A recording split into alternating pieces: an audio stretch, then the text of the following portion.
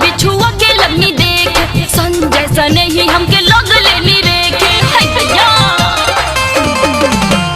चोली को के ढीला बिच्छू के लगनी देखे, संजय सने ही हमके लग लेनी रेखे। बड़ा डंक बाटे साला छोलिए में, बड़ा डंक बाटे साला छोलिए में, आय हाय छोलिए में।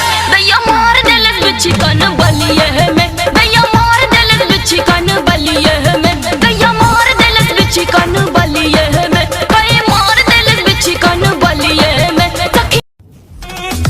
अगर आपने अभी तक हमारे YouTube चैनल सब्सक्राइब नहीं किया है तो जल्द से जल्द सब्सक्राइब करें और नए नए